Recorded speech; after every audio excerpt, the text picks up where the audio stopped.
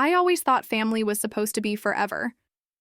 That no matter what mistakes you made, no matter how far you drifted apart, there would be something unbreakable holding you together. That belief shattered the morning of my wedding, when every seat reserved for my family sat empty. Not a single text, not a call, not even my parents. I stood at the altar, forcing a smile while my insides burned with confusion and shame, my new in-laws whispering behind their hands. But the silence didn't last forever. Because days after the wedding, a truth I was never supposed to find out cracked wide open. A secret my entire family had been hiding from me for years. Something that changed the way I saw my childhood, my parents, and even myself.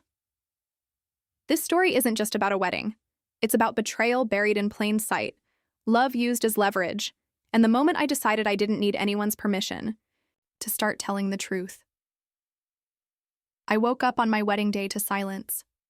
Not the peaceful kind, the kind that rings in your ears and makes your chest tighten.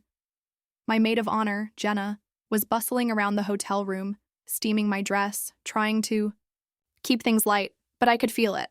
Something was off. I checked my phone again. Still no text from my mom. Nothing from my dad. My brothers were quiet too. Not even a good luck, or we're on our way.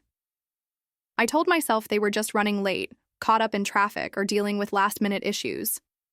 But deep down, I knew. It had been building for years. The strange distance. The cold smiles during holidays.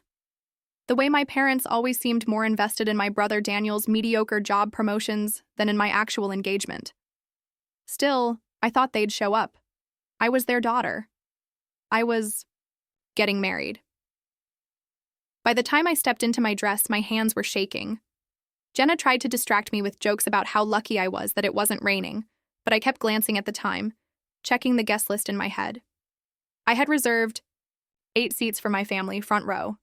My parents, my 2 brothers, their wives, and even Aunt Lorraine, who never missed an excuse to overdress. 8 seats. When I walked down the aisle, they were all empty. My fiancé, Adam, looked so proud when he saw me. His parents stood with side, tears in their eyes. His siblings were already crying. My side? Silence. Chairs, perfectly aligned, untouched. I focused on Adam, on the vows, on surviving the moment. I smiled when the officiant made jokes. I laughed when he kissed me. I posed for photos like nothing was wrong. I gave a toast. I danced. I tried. But inside, I was unraveling. At the reception, I made excuses. My family had a last-minute emergency. My parents got sick. I could see the doubt in people's eyes, the pity. Even Adam's mother gave me that look. That combination of confusion and concern she never quite hid. When the night was over and we got to our suite, I collapsed. I didn't cry during the ceremony. I didn't cry at the reception. But I cried. Then, with my makeup half melted and my dress still zipped. Adam held me, whispering that he didn't need them to love me. He did enough for all of them. But I wasn't crying because they didn't show up. I was crying because they chose not to. The next morning, I called my mom, straight to voicemail. I tried Daniel, then Michael, then my dad. Nothing. I sent a group text. What happened yesterday? Are you all okay? Read. No replies. It was like they had vanished. 2 days later, I finally got a message from my cousin Elise. Just 5 words. You deserve to know everything. She told me to meet her in person. She said it wasn't something she could write. I thought maybe someone had died. Maybe there had been a car crash or an accident they didn't want to tell me about on my wedding day. But when I met her at that cafe and she looked at me like she'd been carrying a corpse on her back for years, I knew this wasn't about yesterday. This had been waiting to surface. And somehow my wedding was the trigger. Elise, I whispered, already trembling. What do I need to know? She looked around the cafe. She leaned in close. Her voice shook. It wasn't an accident they didn't come. They were never going to come. Your parents, they made that decision months ago. I felt the blood drain from my face. Why? She hesitated, bit her lip. Then she said it. Because they thought you'd find out about your sister. My what? Your sister, she said again. The one they never told you about.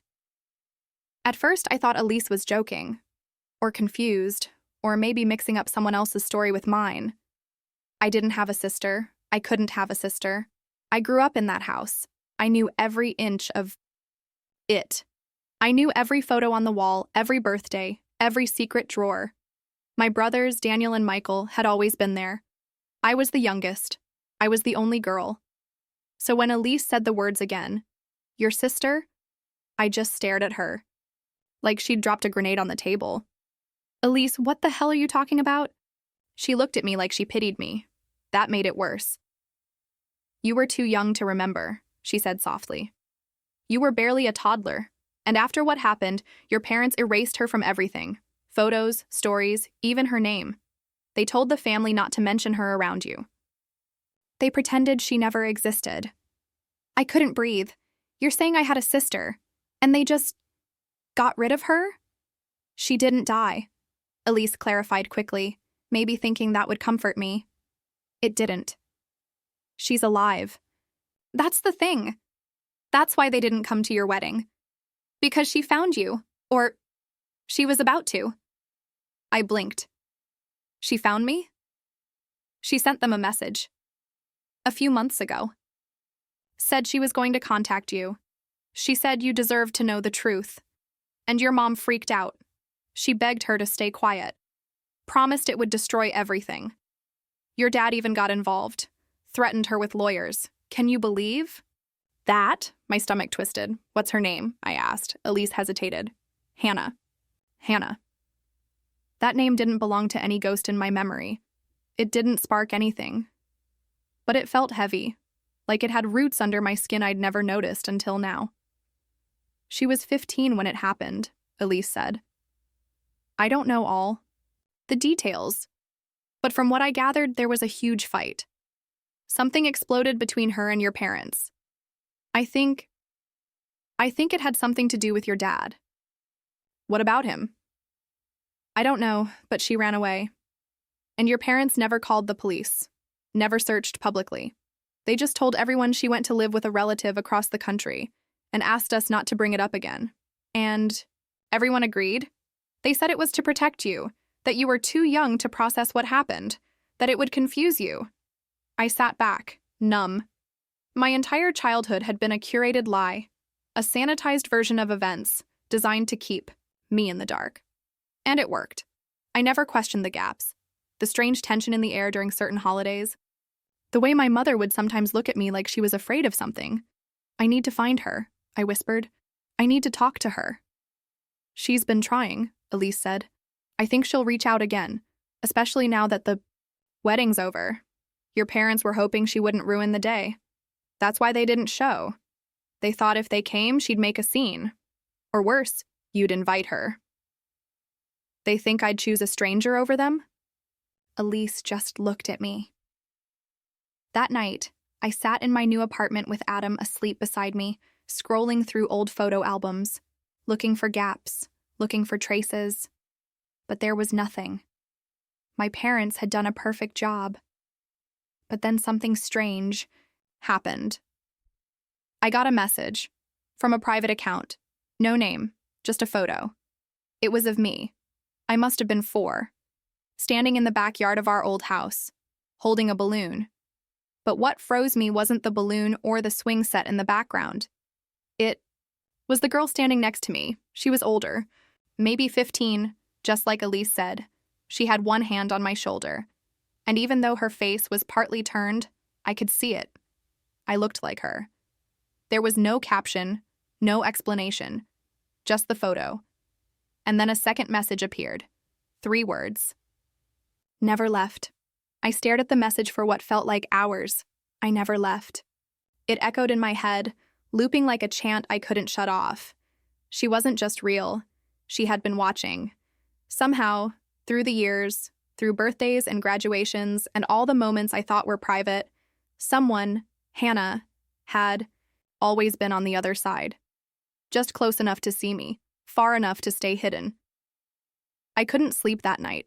Every noise outside the window made my heart jump, not out of fear, but out of this unbearable hope.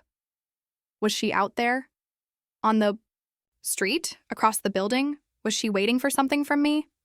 I messaged back, "Who are you?" No reply. The next morning, I asked my mother again, texted, called, left a voicemail that was colder than anything I've ever said to her. "I know about Hannah. I know what you did." 2 hours later, she blocked my number. That was when it hit me. This wasn't going to be a family reunion. There was no soft landing waiting on the other side of this truth. If I wanted answers, I'd have to burn the fantasy of who my parents were. And I wasn't sure I was ready for that. Not completely, but I needed to find Hannah. I called Elise again, asked if she had any clue where Hannah was living now. "She's not far," Elise said. "Last I heard, she was in the same city. She used to work at a bookstore downtown." I drove there that same afternoon. The place was small. Brick walls, dim lights, that faint smell of coffee and old paper. I asked the cashier if a girl named Hannah used to work there. She nodded, but then hesitated. "She doesn't go by that name anymore. But yeah. I remember her. Quiet. Kind of intense. Left a few weeks ago, actually. Said she had something she needed to finish." "Do you know where she went?" She shook her head. "But she left something. I think it's for you." The cashier reached under the counter and pulled out a manila envelope with my name on it. My full name. In handwriting that felt strangely familiar. Like my own, but older. Inside was a single letter. I unfolded it carefully. "You were never supposed to grow up thinking you were loved unconditionally." That was the first line. The rest of the letter? It was a storm. Hannah wrote everything. How she was born first, how our father had an affair that nearly destroyed the family before I was even conceived, how my mother had taken him back, but only under the condition that Hannah would never be part of their new life. She had been 15 when they told her she was going to live with relatives for a while. But those relatives didn't exist. They dropped her at a shelter. Gave her $200 and a fake story to tell anyone who asked. They told everyone she had behavioral issues, that she was violent, dangerous, that she ran away. But she didn't run. She was discarded. And then came me. The new daughter. The restart. The blank page. Hannah watched from a distance as I lived the life she was supposed to have. The house. The holidays. The hugs. She said she hated me for a long time, until she realized I was just a baby. A pawn. "You were innocent," she wrote. "But when I saw the wedding announcement, I knew it was time. You deserved to know. Before they trapped you too." Trapped. That word stuck, because suddenly everything made sense. The overprotectiveness, the guilt-laced affection, the way my mother clung to me like a prize she was terrified to lose. She wasn't nurturing me, she was atoning. I read the letter, again and again, searching for a lie, a hole, a crack in the story I could crawl back through. But it all added up. The silence, the empty chairs, the shame. I wasn't the daughter of a loving family. I was the centerpiece in a cover-up. That night, I didn't go home.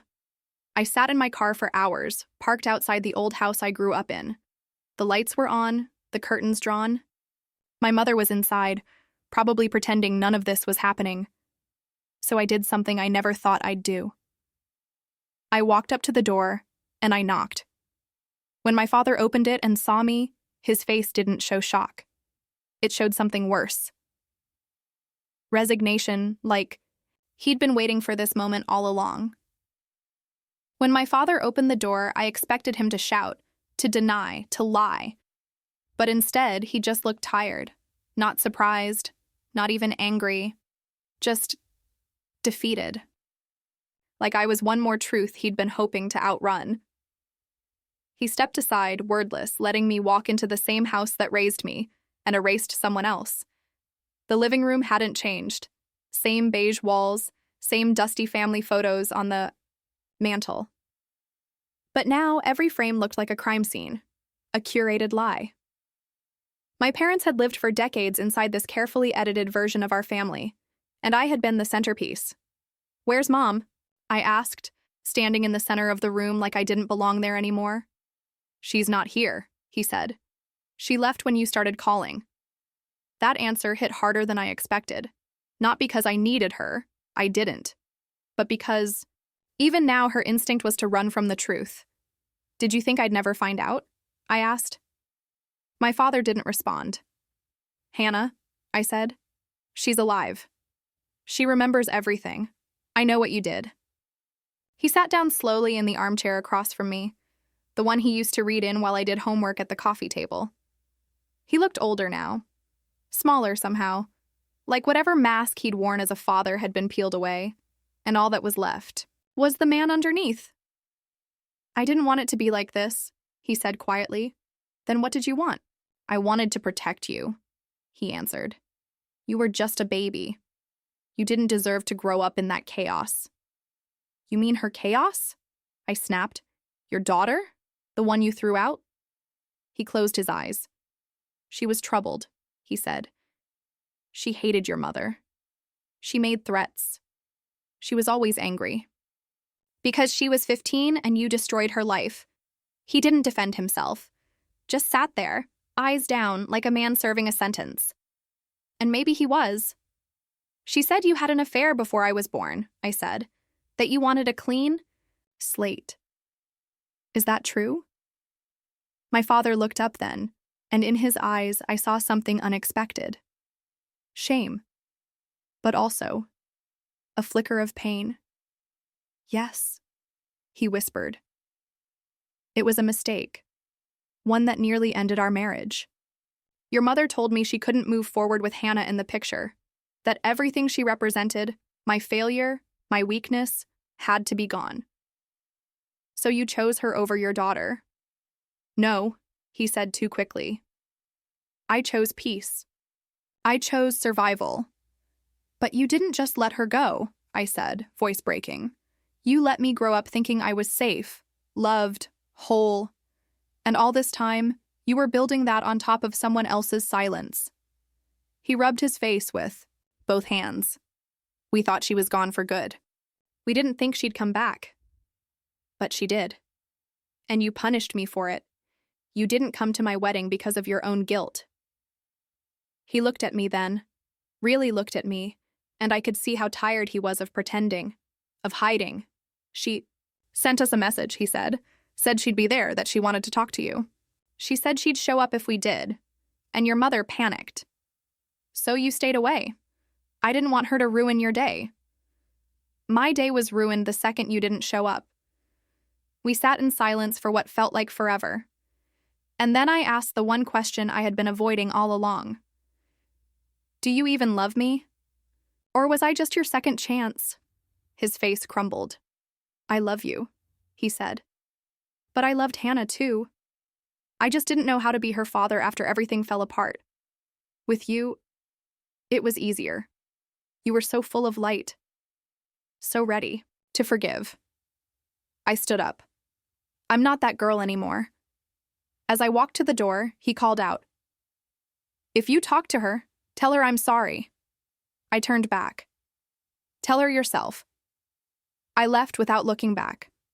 That night, I got another message from the private account. "Are you ready to meet?" I didn't answer right away.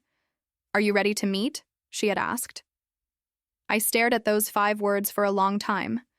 My hands trembled. My throat tightened. I thought of every question still circling my head like vultures. What would she look like? Would I recognize something in her face? Would she hate me? And worse, would I deserve it? I finally replied, "Yes. Tell me where." She sent an address. Not far. A small park on the edge of the city, tucked behind a library I hadn't visited since high school. She said she'd be there by noon. I barely slept. Adam tried to talk to me, but I wasn't in the room anymore. I was somewhere else, somewhere between childhood memories and the truth clawing its way to the surface. The next morning, I got dressed like I was heading to a funeral. Dark jeans, a plain shirt, No makeup, no armor. I arrived early, sat on a bench, scanning every face that passed. And then I saw her. She didn't come walking down the path like a ghost or a dream. She just appeared, like she had always been there, waiting for me to finally look up. She had my eyes. That was the first thing I noticed. Same shape, same stormy gray. But hers held a weight mine had never known, a kind of stillness that didn't come from peace but from exhaustion. "Hannah?" I asked. She nodded, no smile, no warmth, but she didn't look angry, just tired. Like someone who had been holding her breath for 20 years and finally exhaled. "I thought maybe you wouldn't come," she said. "I almost didn't." She sat beside me. Not too close. Her hands were in her lap, fingers twisting together. "I'm not here to ruin your life," she said. "I just couldn't keep watching it from the outside, not after everything they did." "You were right to reach out," I said. "I needed to know." We sat there in silence. Two strangers with the same blood, trying to figure out what that meant now. "Do you remember me?" I asked. "You were 3 when I left. You used to follow me around the house, called me Nana because you couldn't say Hannah.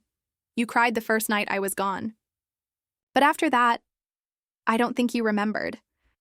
I didn't. "I used to watch your dance recitals from the back of the auditorium. Your mom never saw me. She never looked anywhere but the stage." I swallowed hard. "Why didn't you ever tell me sooner?" She looked at me then, and for the first time I saw her soften. "Because I didn't want you to see what they did to me. I wanted to believe you were happy, that at least one of us got out clean." "But I wasn't clean," I said. "They built my life on your silence, on your erasure." Hannah nodded. "That's why I came back." She reached into her bag and pulled out something wrapped in a piece of cloth. A small music box. The kind you wind up and it plays a tune. The paint was chipped, the edges worn. "This was yours," she said. "You dropped it the day they took me. I kept it. I guess I just wanted to keep one part of you." I took it from her hands. It was heavier than it looked. I turned the key. The melody played. Faint. Familiar. It hit something in my chest I didn't know was there. A piece of memory, maybe. Or grief. "Do you want to be part of my life now?" I asked. Hannah hesitated. "I don't know if I can. I've lived too long on the outside. I'm not good at trusting people. Not even blood." "I don't want you to be just blood," I said. "I want to know you. If you'll let me." She looked away. Her voice was quiet. "I don't know how to be a sister anymore." "Neither do I said. "But maybe we can figure it out." She didn't respond right away. But then, slowly, she reached for my hand. Her fingers were cold, but they didn't let go. And for the first time in my life, I felt like the story I'd been living wasn't the whole truth. It was just the beginning of something real.